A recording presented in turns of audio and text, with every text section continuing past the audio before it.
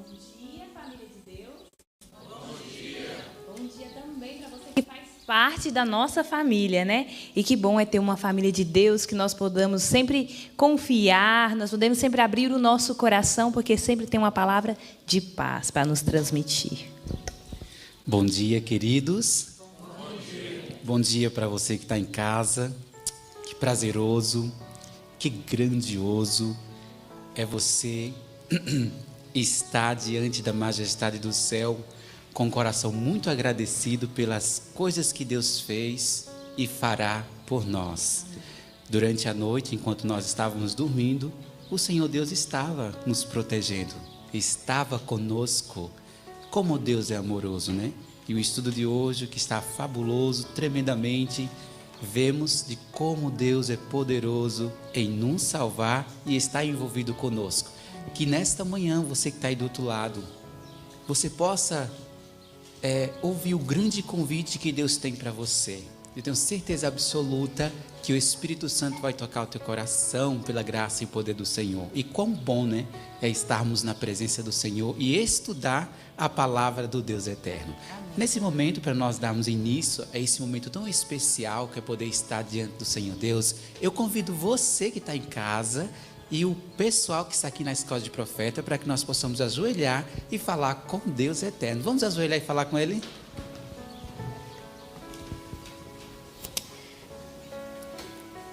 Oremos. Querido Deus e bom Pai, nós agradecemos ao Senhor por Tua bondade, pela misericórdia do Senhor ter nos visitado mais uma vez nessa manhã, Pai. E queremos que todo o nosso dia, Pai, seja dentro da vontade, dentro da presença do Senhor, Pai. Não permita que nenhum de nós venhamos a vacilar, a perder as bênçãos que o Senhor tem a nos dar. Pedimos ao Senhor também que o Senhor se estenda a Tua bênção sobre esses que têm acompanhado o canal da escola, Pai. Que tudo aquilo que falte na vida dele, o Senhor venha preencher, Pai. Todo o clamor, Pai, que o Senhor seja a resposta de oração da vida deles. Pedimos a Tua presença aqui nesse culto, a Tua orientação, Pai, e que o Teu amor e a Tua palavra preenchem o nosso coração. Obrigado por tudo que o Senhor tem feito, por tudo ainda que o Senhor vai fazer em nossa vida. Amém. E agora nós vamos encher o nosso coração com louvor. E nós sempre temos motivos para agradecer ao Senhor. Temos sempre que ter gratidão no nosso coração, né? Porque o Senhor tem feito tantas coisas boas por nós e Ele ainda tem coisas para realizar em nossa vida. E por isso, com essa alegria que nós temos no nosso coração de gratidão ao Senhor, nós vamos louvar Ele com o hino 347. Obrigado. Muito bem, você que está aí do outro lado, chegou um momento muito especial, que é importante para nós termos a palavra de Deus na nossa memória. Isso é muito importante para os últimos tempos da história da Terra, né? E você que está aí do outro lado, tenho certeza, né, que você já decorou, porque hoje já é quase o final da semana, né? E nós estamos decorando o texto Marcos 16, 17 e 18. Espero vocês aqui também abrirem suas Bíblias para que nós possamos decorar esse texto, que já está decorado, né? Amém. E agora nós vamos citar ele com grande fervor, porque é um texto que nos capacita a nos preparar a cada vez mais. Vamos lá, queridos? Vamos contar? 1, 2, 3... Marcos 16, 17 e 18. E estes sinais seguirão aos que crerem. Em meu nome expulsarão os demônios, falarão novas línguas, pegarão nas serpentes, e, se beberem alguma coisa mortífera, não lhes fará dano algum. E porão as mãos sobre os enfermos e os curarão. Marcos 16, 17 e 18. Marcos 16, 17 e 18. E esses sinais seguirão aos que crerem. Em meu nome expulsarão os demônios, falarão novas línguas, pegarão nas serpentes, e, se beberem alguma coisa mortífera, não lhes fará dano algum. E porão as mãos sobre os enfermos e os curarão. Marcos 16, 17, 18. Marcos 16, 17, 18. E estes sinais seguirão aos que crerem. Em meu nome expulsarão os demônios, falarão novas línguas, pegarão nas serpentes e, se beberem alguma coisa mortífera, não lhes fará dano algum. E porão as mãos sobre os enfermos e os curarão. Marcos 16, 17 e 18. Amém. E que bom saber que esse poder pode nos acompanhar se realmente entregarmos o nosso coração ao Senhor, né? E agora ficará um momento muito especial, é o momento da palavra do Senhor, e que essa palavra preencha o seu coração e traz vida à sua vida mais uma vez. Amém. Um bom dia para você.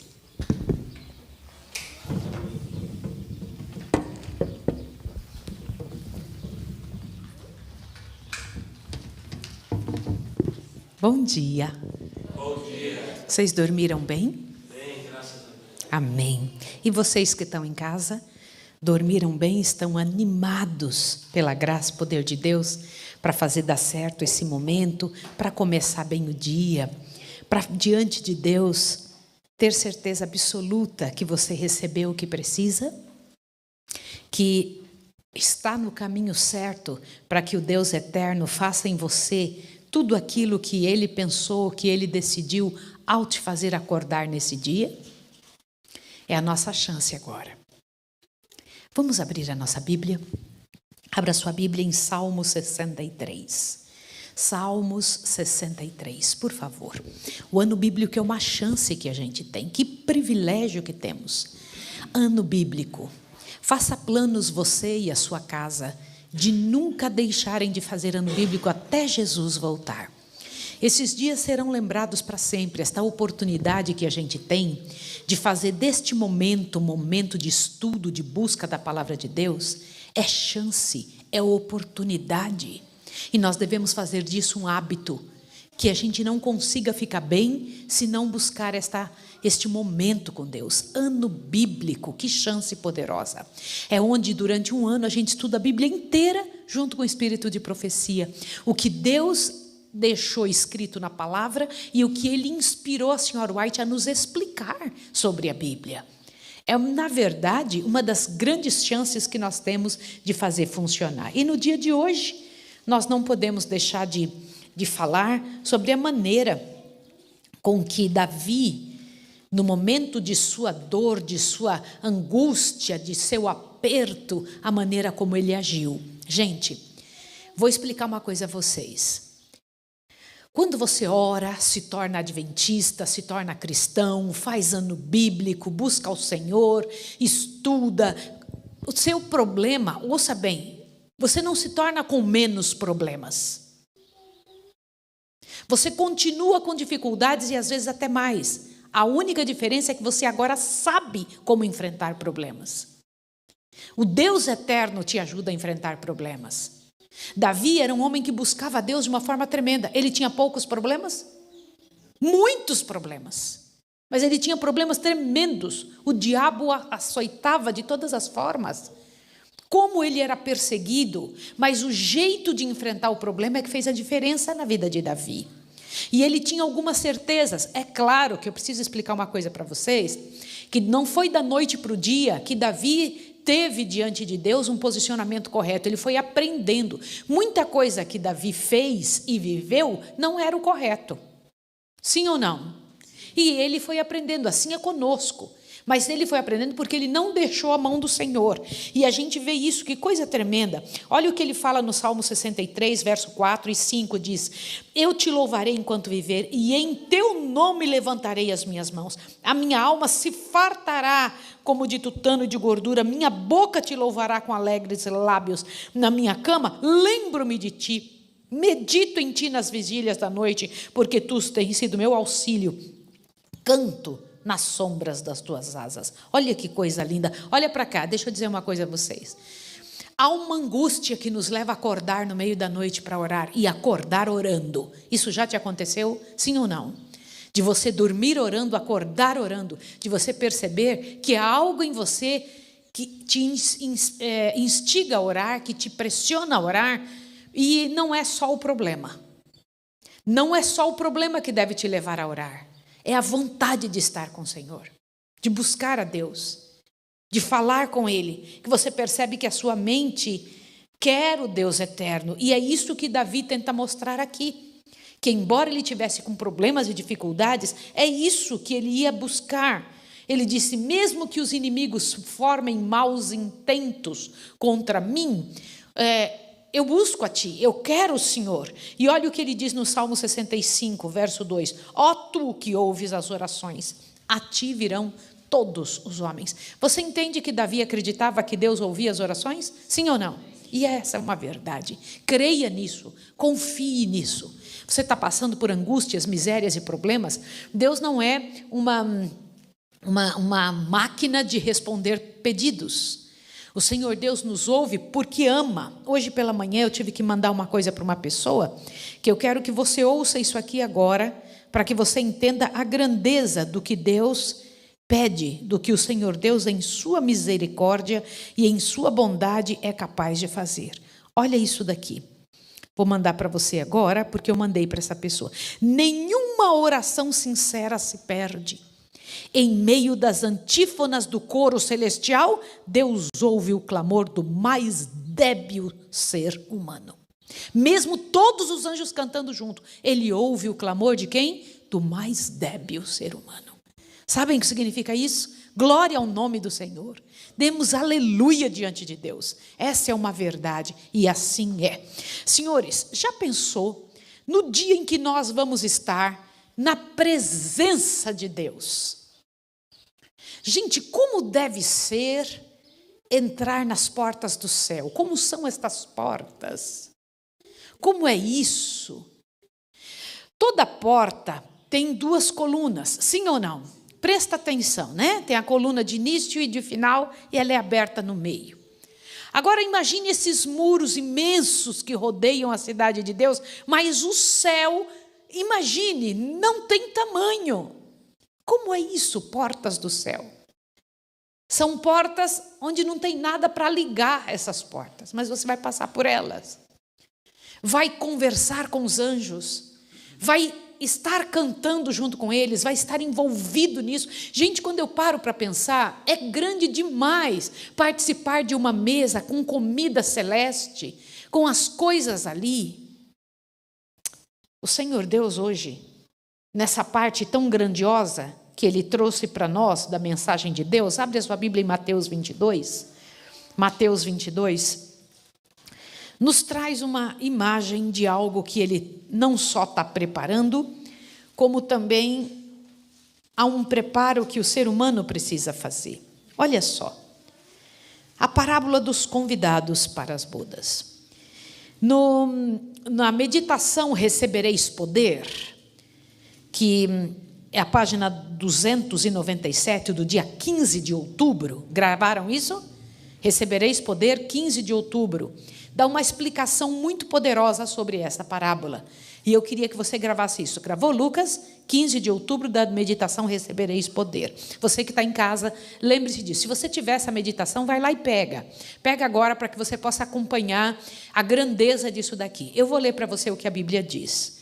Jesus tornou a falar-lhes uma parábola e disse: o reino dos céus é semelhante a um rei que celebrou as bodas de quem? De seu filho. Olhe bem, pense no momento em que você vai a um casamento. Pensou? Você tem um casamento para ir, como é que é e quais são os preparos que você tem e o que você espera que aconteça lá? Duas perguntas. Quais os preparos que você precisa fazer para ir a um casamento? Segundo, qual é a tua expectativa do que vai acontecer lá? O que você vai esperar lá? O que acontece num casamento? Primeira pergunta, eu queria que vocês respondessem. Como que você se prepara para um casamento?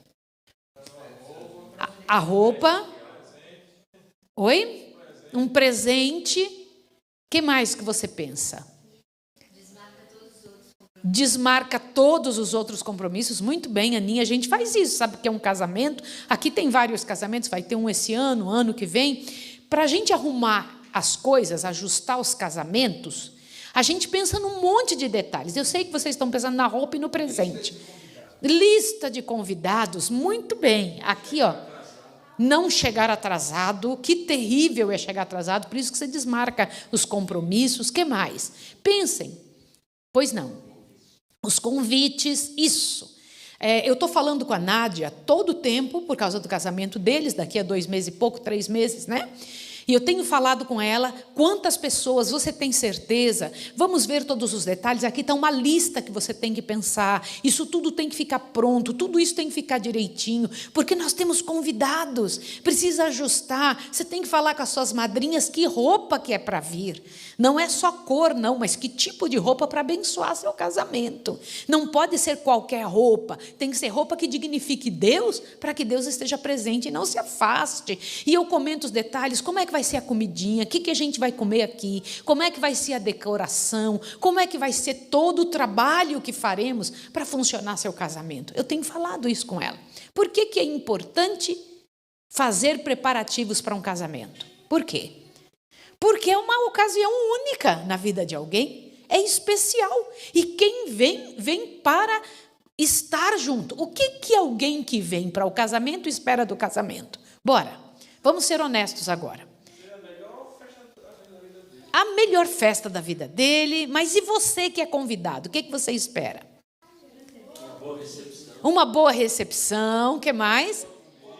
Comida boa, bolo, o menino disse bolo, o que mais? Música agradável, muito bem. Isso. Uma cerimônia marcante que mexa com o nosso coração, porque todo mundo fica muito feliz num casamento, né? É uma ocasião de a gente sonhar, renovar votos, não é? Não é um momento muito bom? Oi? As roupas de acordo, excelente. Gente, existe um casamento que todos nós vamos participar. Agora, imaginem que glória é quando quem está preparando o casamento vai ser o maior de toda a história, o maior de toda a história do planeta, de todo o céu, de toda a terra, de todo o universo. É este casamento que vai acontecer. E quer saber de mais uma coisa? Uma vez eu tinha que fazer uma programação lá nos Estados Unidos. Gente, eu tinha que fazer uma programação para toda a comunidade cristã do sul da Flórida. Comunidade cristã não só adventista, era comunidade cristã de todos os cristãos. Reuniram num certo local lá e eu tinha que ir lá conversar com aquele povo. E vocês sabem o que aconteceu? Me mandaram um vestido, chegou numa caixa desse tamanho, e diz, esse é o vestido que você vai usar no dia. Quando eu abri aquela caixa, vi aquele vestido que eu só usei aquela vez, nunca mais eu coloquei aquele vestido sobre o meu corpo, nunca mais. Eu olhei aquele vestido, parecia aquele vestido das estrelas de Hollywood, sabe? Eu olhei e falei, que vestido maravilhoso! E eu usei no dia. E eu me lembro que quando eu entrei assim para começar a falar, aquele vestido, mas que interessante alguém dar um vestido para você ir num lugar. Falei, isso aqui que você tem que usar. E ao ler a lição de hoje, eu me lembrei disso. Para todos vocês é dado um vestido, para todos nós. Ele já preparou uma veste nupcial. Você tem que entrar com aquela roupa. Se não tiver com aquela roupa, não será aceito. Não adianta, não pode ter um detalhezinho nesta roupa, nem um fio que seja humano. É todo feito no tear celeste. Sim ou não? Quer ver isso escrito? Pega aí o seu livro. Pega aí o livro, o capítulo que a gente está estudando é o capítulo 24, e o parágrafo começa, este vestido fiado nos teares do céu. Olha que tremendo. Vai lá, pega isso daí para você ver. É muito importante. Acharam? Eu quero que todo mundo ache. Você que está em casa tem que achar. Se você vai ouvir isso durante o dia, se você vai ouvir indo para o trabalho, não perca a chance de ler isso aqui que eu estou te falando, porque esses são detalhes muito especiais. Isso vai encher o seu coração e o meu durante o dia todo. Olha o que diz aqui. Achou a parte? Vamos ler juntos. Este vestido fiado nos teares do céu, não tem um fio de origem humana. O que significa isso? Nada nele absolutamente pode ser de acordo com a sua vontade, com o seu gosto, feito pela sua mão. É exclusivamente do do costureiro celeste. Sim ou não? Sim ou não, senhores? É. Imagina que você vai receber. E esta roupa será mais ou menos uma roupa como a que Adão tinha antes de ele pecar. Sim ou não? Sim. Tinha sobre o corpo de Adão essa mesma roupa? Sim. Tinha. Todas as vezes que eu li sobre Adão, lá no Patriarcas e Profetas, a gente tem a chance de ler sobre isso, né? Os primeiros momentos da vida de Adão aqui. Quando eu lia sobre isso, ficava imaginando como era essa veste de luz. Esta é uma veste de luz e uma veste feita por Deus, que o Senhor Deus coloca sobre seus filhos para cobri-los de sua miséria. Sim ou não?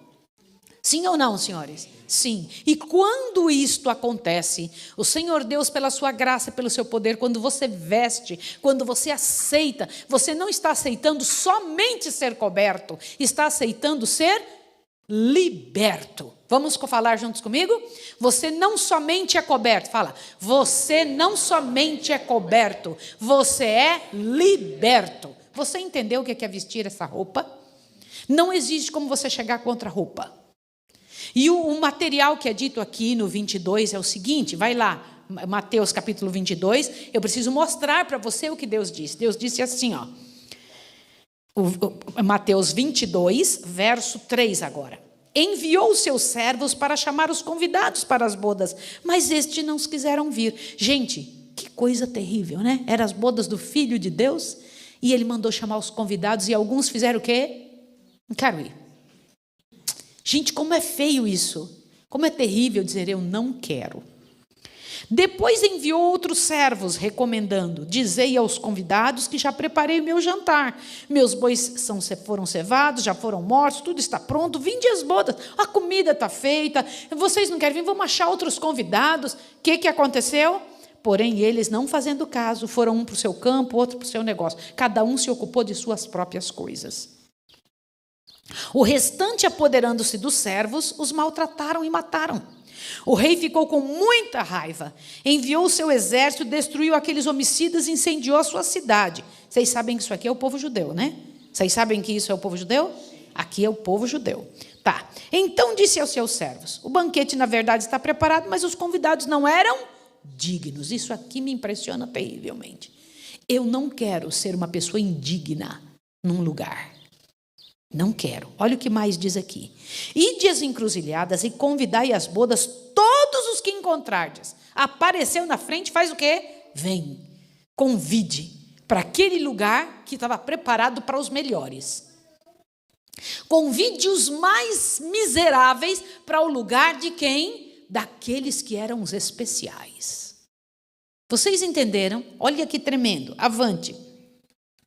E saindo os servos pelo caminho, ajuntaram todos quanto encontraram, tanto maus como bons. E a sala do banquete se encheu de convidados. Tinha gente para todo lado. Sim ou não?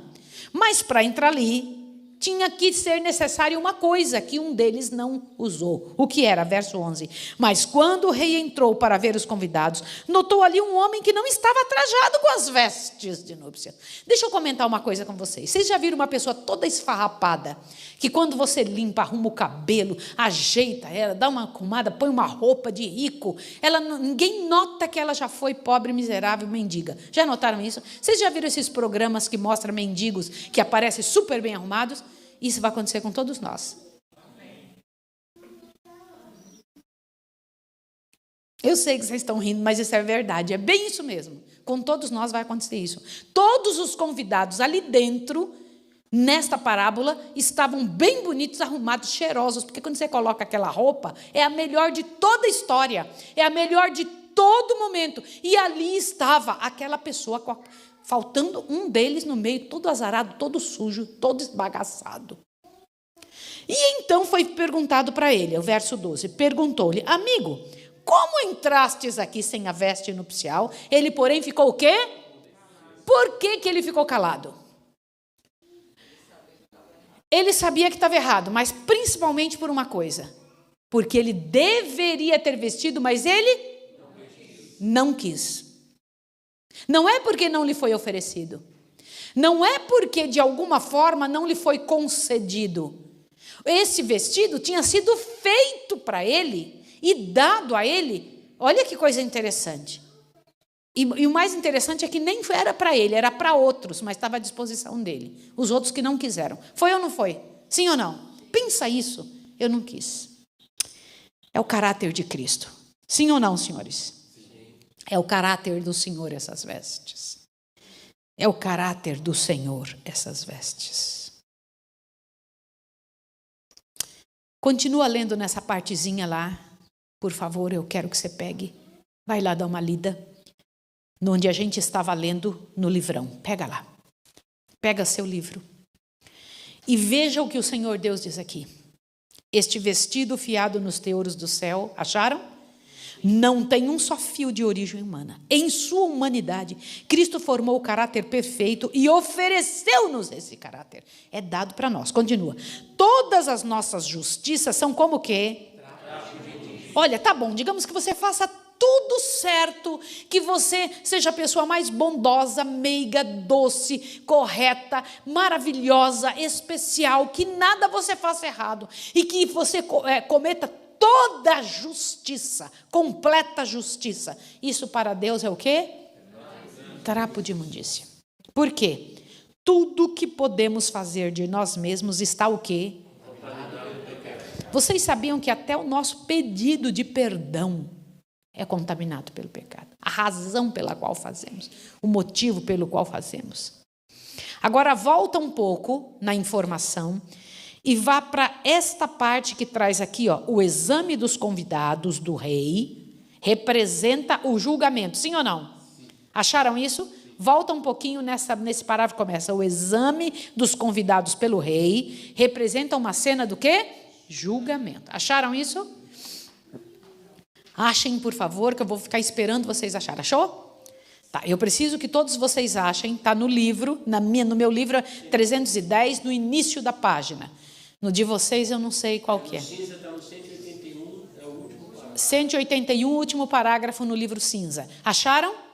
Todo mundo? Eu vou ler para vocês uma coisa importante aqui, ó. O exame dos convidados representa a cena do quê? Tá bom. Então, quando o rei foi olhar quem estava preparado, vestido com roupa dos teares do céu, com o caráter de Cristo, significa que ele estava fazendo o julgamento, tá certo? No finalzinho desse parágrafo, olha o que está escrito. Antes de sua vinda, achem isso aqui. O finalzinho desse parágrafo, acharam? Antes de sua vinda, o caráter da obra de cada um terá sido determinado, e a cada seguidor de Cristo galardão será dado segundo os seus atos. Está claro para vocês? Sim ou não? Tá, avante. Enquanto os homens ainda estão sobre a terra, é que a obra do juízo investigativo se efetua nas cortes celestes. A vida de todos os seus professos seguidores é passada em revista perante Deus. Todos são examinados em conformidade com os relatórios dos livros dos céus, e o destino de cada um é fixado para sempre, de acordo com seus atos. Agora, o finalzinho do próximo parágrafo. A justiça de Cristo, seu próprio caráter imaculado, é pela fé comunicada a todos os que aceitam como seu Salvador pessoal. O que significa entregar-se, vestir as vestes de Cristo? Vai no parágrafo que começa. Achem, este vestido de linho de teares, acha lá. Este vestido fiado nos teares do céu foi o que eu li antes, acharam? Vamos ver agora o que significa vestir as roupas? Vamos lá, acharam esse parágrafo? No final desse parágrafo, mais ou menos no final, tem ao nos sujeitarmos a Cristo, achem isso. Ao nos sujeitarmos a Cristo, quantos acharam? Ao nos sujeitarmos a Cristo, eu preciso que todos achem. Ótimo, vou ler com vocês. Vamos ver o que significa vestir essas roupas? Ao nos sujeitarmos a Cristo, nosso coração se une ao seu. Nossa vontade emerge da sua vontade. Nosso espírito torna-se um com o seu espírito. Nossos pensamentos serão levados cativo a ele. Vivemos sua vida. Isto é o que significa estar trajado com as vestes de sua justiça. Olha para cá. Como é que é entregar-se a Deus? Ontem eu estava vindo do trabalho e alguém me disse assim: irmã Maísa, como é que é isso de deixar Deus lutar minhas lutas? Como é que é isso? Falei, essa é a experiência pessoal de cada um. Não consigo ensinar isso. Isso aí é você com Deus. Como é entregar-se a Cristo? Como é isso? É você declinar da sua vontade e fazer a vontade de Deus. Como é que é entregar-se a Cristo? Declinar da minha vontade. Responde. Declinar E fazer a vontade de quem? E você tem que entender isso em todos os pontos da vida. Deixar de fazer o que você quer, deixar de fazer o que é bom para você, o que é interessante para você, e fazer o que Cristo pede. Isso é fazer a vontade dele. Vocês entenderam isso? Já pensou alguém estar morando perto de você e dizer: ali não mora uma pessoa, ali mora Cristo. Eu fiquei impressionado com uma coisa que ontem foi falado de manhã cedo. Eu estava ouvindo uma pessoa conversar com outra e me impressionei muito com uma fala. Abre bem seu ouvido aqui, você que está em casa. Vocês estão ouvindo? Diz que um missionário chegou numa aldeia indígena para pregar. E lá ele lutou para aprender a falar a língua do povo. Mas ele queria, de alguma forma, explicar quem era Jesus. E ele não conseguia explicar. Ele falou: então eu vou viver como Jesus. Entenderam isso? Eu vou fazer tudo o que Jesus faria. E começou a trabalhar como Jesus, trabalhava com eles como se fosse Jesus, vivia entre eles, falava de perdão, falava de amor, explicava, orientava. Ele falou: tudo que eu aprender de Jesus vou fazer nessa aldeia. E foi embora. O próximo missionário que veio, ele falou: eu vou pregar sobre Jesus. Olha essa daqui. E quando chegou, abriu a Bíblia e começou a ler. Falou: olha, vocês precisam saber que esse livro foi escrito por Deus. Este livro aqui, só a mão que foi dos homens, mas Deus que escreveu. E este livro aqui conta a história de seu filho, Jesus. E começou a ler e a falar. Aí disse: e ele vai voltar. Aí os indígenas disseram: não, ele já esteve aqui. Falou: como já esteve aqui? Ele morava com a gente. Ele veio aqui, viveu com a gente. Ele não é que vai voltar, ele já esteve aqui. Ele foi embora. Ele esteve aqui. Vocês entendem o que os indígenas tinham entendido? Que Jesus tinha vivido com eles por causa da atitude daquele missionário anterior. Que agora eles entenderam que Jesus tinha andado, dormido entre eles, na pessoa daquele missionário. Jesus pensa que deveria ser assim na sua vida. Os teus vizinhos, as pessoas com quem você convive, dentro do seu quarto, junto com você, pensam isso por causa do seu caráter? Quando você se entrega ao Senhor, você está vestindo as vestes de Cristo. Você tem que ser Ele aqui na terra. Quando Jesus está no céu, Ele te representa lá, sim ou não? Sim. É você lá. Quando você está aqui na terra, é Cristo aqui. Não é tremendo isso? Quando eu paro para pensar nisso, eu falo: Senhor, que coisa tremenda. Gente, eu vou dizer uma coisa, agora uma dó muito grande, né? O rapaz que não estava com as roupas, o que aconteceu com ele?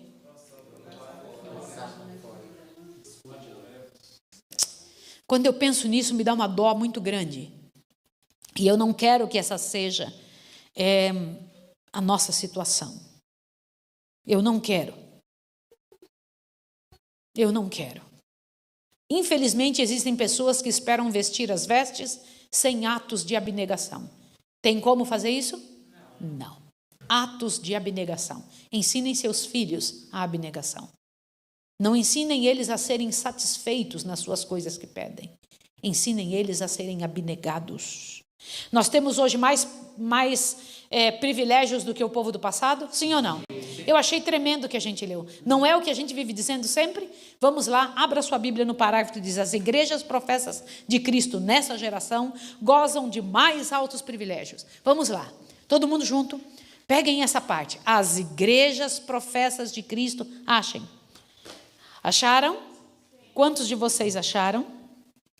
Vamos lá, isso aqui é perfeito. Querido irmão e querida irmã, amados do meu coração que estão em casa, vocês precisam pensar nisso aqui. Olha o privilégio que temos. É a página 317 do meu livro vermelho, 186 do cinza. Vamos achar? Vamos lá, as igrejas professas de Cristo. Você encontrou? Siga isso aqui comigo agora, ó. As igrejas professas de Cristo, nesta geração, gozam dos mais altos privilégios. O Senhor se tem revelado a nós numa luz sempre crescente. Sempre o quê? Crescente. Como é que é a luz que Deus tem se revelado? Crescente. Agora, olha isso aqui. Olhe bem, nossos privilégios são muito maiores do que os do antigo povo de Deus. Sim ou não? Sim. Maior do que o do povo? Sim. Olha avante. Temos não somente a grande luz proporcionada a Israel, mas também a evidência crescente da grande salvação trazida a nós por Cristo.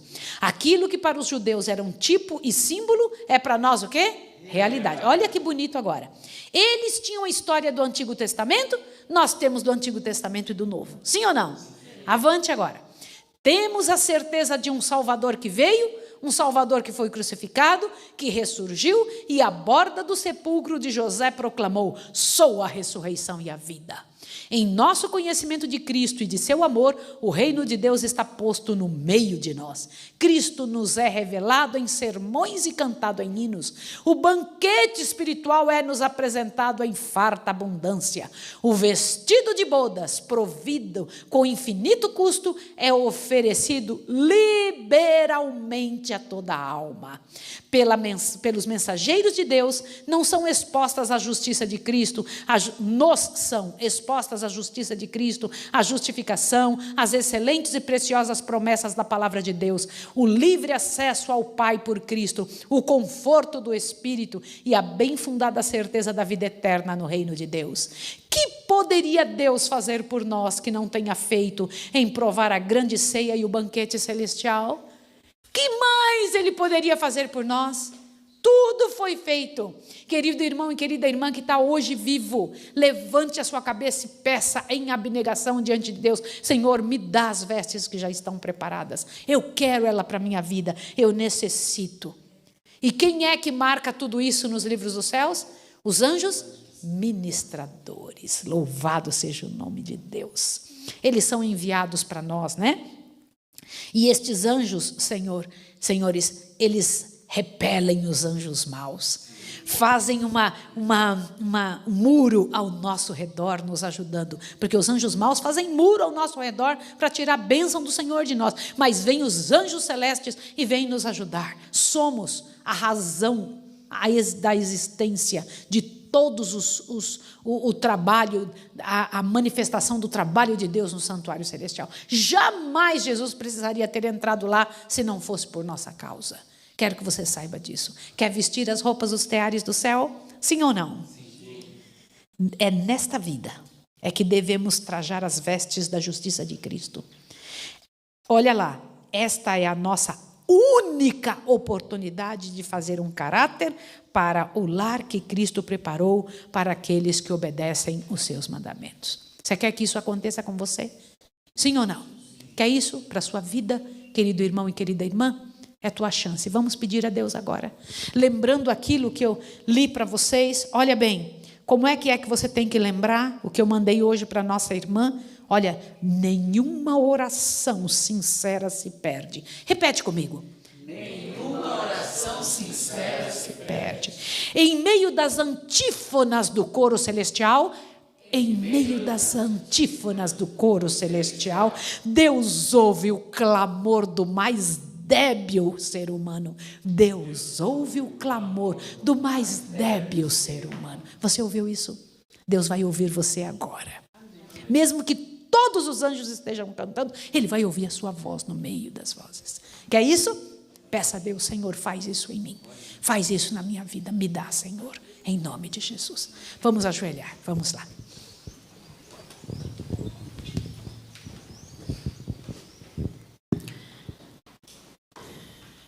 Senhor, meu Deus, bendito Senhor. Nós não temos outro Deus além do Senhor, e o Senhor é o nosso Deus. Nós reconhecemos nossa miséria, nossas vestes imundas, e eu lhe imploro, Senhor, que, em nome de Jesus, aquele que nos acusa, e muitas vezes acusa com razão, seja vencido, Senhor, porque nós queremos trajar, vestir-nos da veste de Cristo. Queremos o caráter de Jesus. Queremos estar prontos quando as bodas estiverem em andamento. Queremos estar presentes na boda. Queremos estar ali vestidos da única forma que seremos aceitos. Queremos que a tua mão sobre a nossa vida, Senhor, e o nosso caráter aqui seja visto e usado por ti de todas as formas. Queremos que os anjos marquem nos livros do céu que nós aceitamos não só o sacrifício de Jesus, mas também o caráter dele sobre a nossa vida. Realiza em nós tua obra, realiza o teu poder, fortalece-nos para a glória do teu nome. Não permita que algo além da tua vontade aconteça em nossa vida. Queremos te servir, queremos fazer a tua vontade, queremos organizar a nossa mente para o louvor do teu nome. Abençoa-nos, Pai. Vista-nos, ó Senhor. Organiza em nossa história tudo que for necessário para servir ao Senhor e a mais ninguém nessa terra. Queremos que nossos vizinhos, nossos amigos, nossa família sintam que pertencemos a Ti. Em nome de Jesus. Amém, Senhor. Amém. Deus abençoe você e te dê um excelente dia de preparação. Que Deus te encha de gozo, de paz, de força, de ânimo para fazer dar certo a vida. E para você que está em casa, que Deus te abençoe. Que você vista as vestes celestes. Um abraço e até amanhã. Deus te abençoe.